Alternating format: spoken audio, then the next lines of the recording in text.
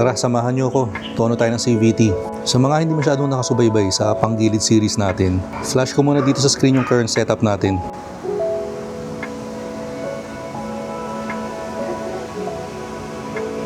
Ito guys yung mga gagawin natin today.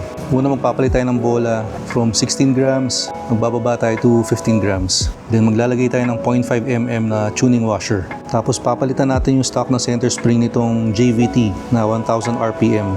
Although medyo lumambot na to pero tingin ko kahit pa paano mas matigas pa rin naman to dun sa 800 RPM na stock. Then maglalagay din tayo ng torsion controller. Kaya pag nilagay natin to dito sa center spring natin, mas titigas pa to. Tara, start na tayo.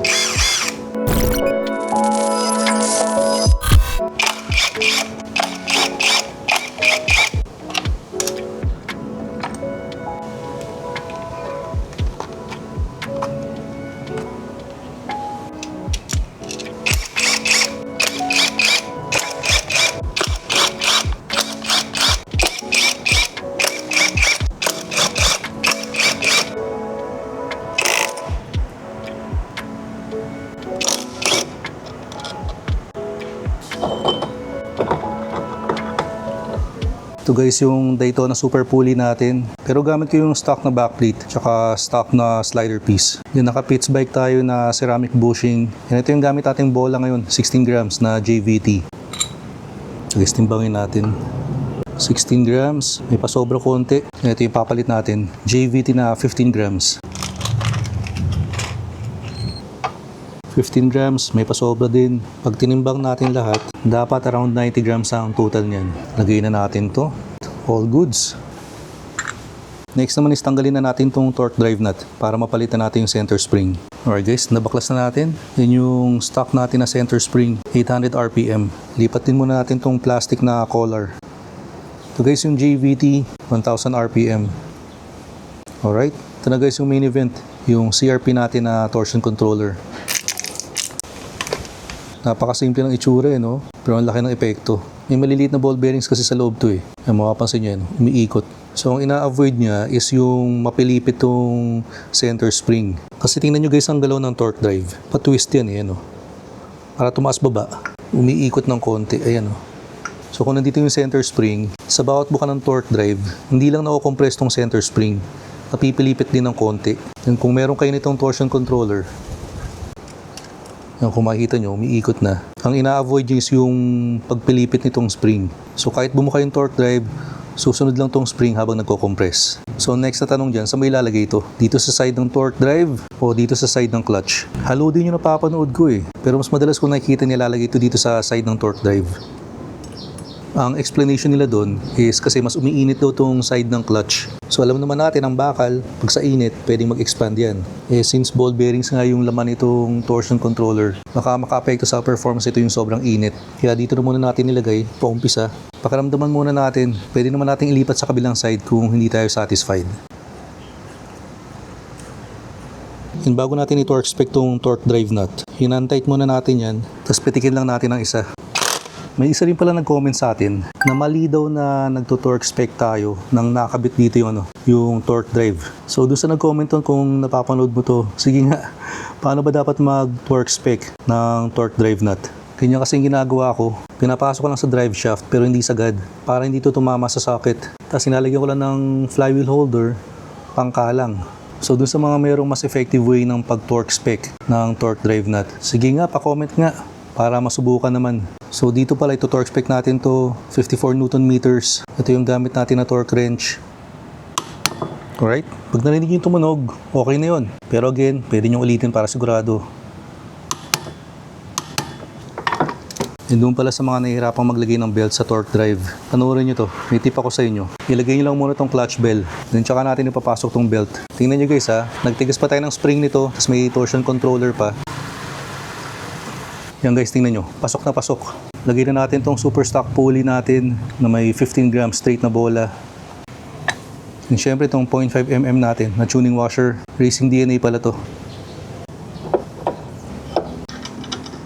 Then ito naman, ito torque spec natin, 49 Newton meters. Lagyan lang muna natin ng flywheel holder.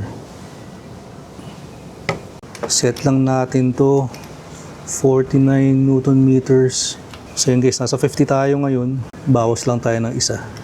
Yan, 49 Newton meters. Then 19 mm socket. Yan, pag tumunog na, goods na yun. Ulit-ulitin nyo na lang. Laking bagay talaga guys kung meron kayo nitong flywheel holder.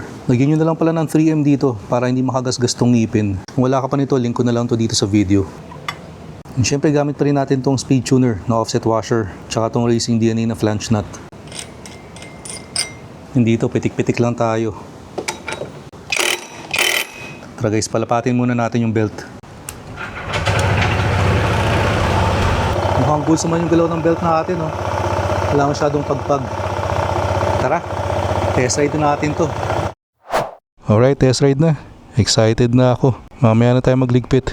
May hinahabol kasi akong tono ngayon eh. Gusto ko yung takbo ng sport mode itong NMAX TechMax. Kaya ngayon, ganun yung hinahabol kong takbo para dito kay ADV. And guys, quick plugging lang din pala. Sa mga may gusto rin itong carbofang natin na windshield, ililink ko na lang dito sa video.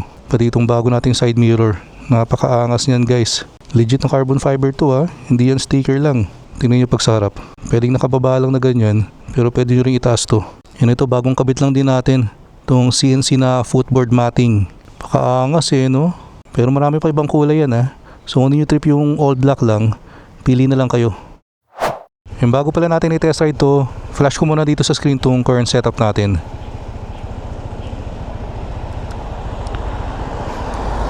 In 3, 2, 1, go!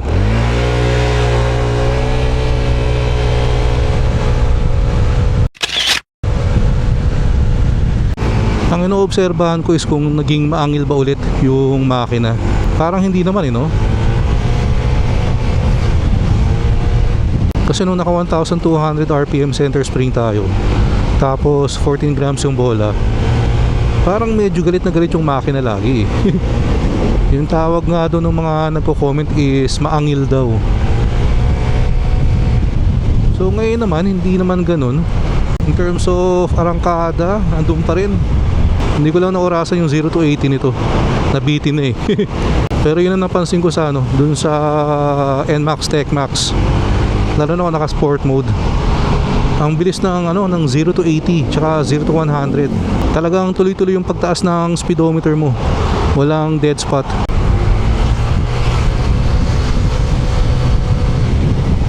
So overtaking is okay. Goods pa rin naman. Pinapakaramdaman ko kung kung ano yung epekto ng torsion controller. Although hindi rin ako sigurado kung may malaki ba talagang improvement sa performance yun, or more on reliability yung function niya. Kasi nga papatagalin niya yung buhay ng center spring mo, kasi hindi na mapipilipit yung spring habang bumubuka yung torque drive.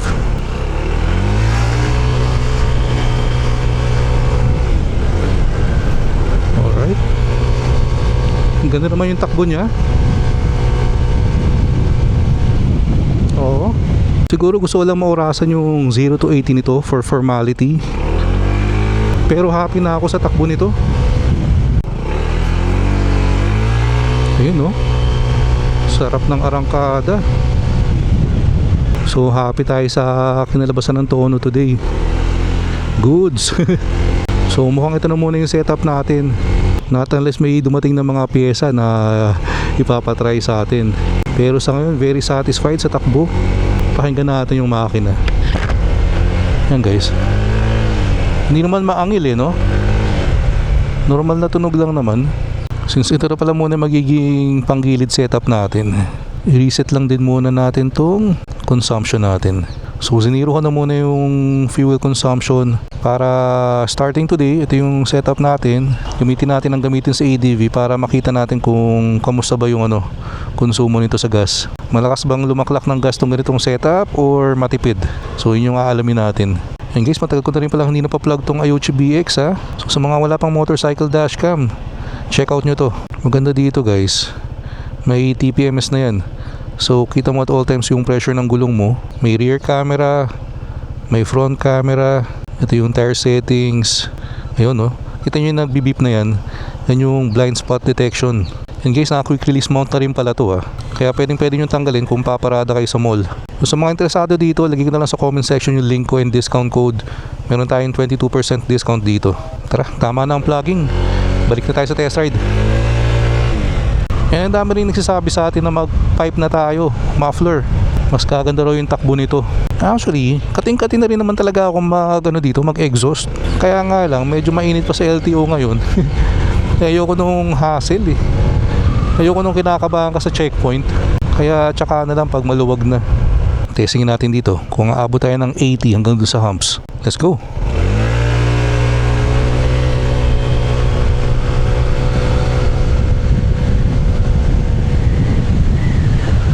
Wala. Nabitin. Ayokong sagarin. Kasi stock brake tayo eh. Pero very close to 80, no? Parang 76, 77. Maganda yung takbo nito, guys. Malaki yung ngiti ko sa loob ng helmet. Huwag nyo nga lang akong tanungin kung kamusta yung pangdulo nito or top speed. Kasi wala tayong area dito para ma-check yun. Pero okay lang naman kasi since nag-start tayong galawin yung panggilid natin, talagang arangkada gitna lang naman yung hinahabol ko. Mapalakas ko lang yun, happy na ako. Nabanggit ko nga pala kanina, ang hinahabol kong tono or takbo is yung parang takbo ng NMAX TechMax na naka sport mode. So pakita ko na lang dito yung oras nun. Sport mode, 3, 2, 1, go!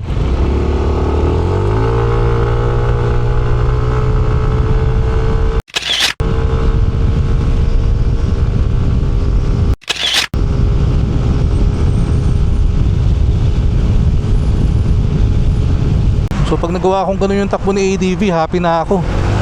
Stop na ako sa pagkalikot ng panggilid. And kung interesado rin pala kayo dun sa NMAX TechMax, panoorin nyo na yun, yung previous video ko. Ni-review natin yun. Pero dun naman sa mga hindi makadecide kung ADV 160 ba yung kukunin or NMAX TechMax, don't worry, yun ang natin, next video gawa tayo ng comparison. So guys, hingin na rin pala ako ng small favor sa inyo. Kung trip nyo naman yung mga ganitong klaseng content tas hindi pa kayo nakasubscribe sa channel, pa-click na rin ng subscribe button below and pa-like and share the video. And dun sa mga interesado sa panggilid setup natin, ililink ko na lang lahat ng piyesa natin dito sa video. Tap nyo lang yung screen para makita nyo yung mga products or pwede rin kayong pumunta dun sa description box. Lumalakas yung motor mo, dapat next upgrade mo yung braking system na eh. Hindi naman sa hindi confident, pero kung talagang kung mabilis yung takbo mo, kailangan mo ng ng mas malakas na braking system. Imagine niyo naman kasi yung stock na takbo ng ng stock na panggilid ng ADV 160. Hindi naman talaga ganun kalakas yun, kaya kayang-kaya ng stock brake nito. Ginawan pala natin kahapon ng lubak test yung NMAX TechMax. Kaya syempre gawan din natin itong ADV. Ayan.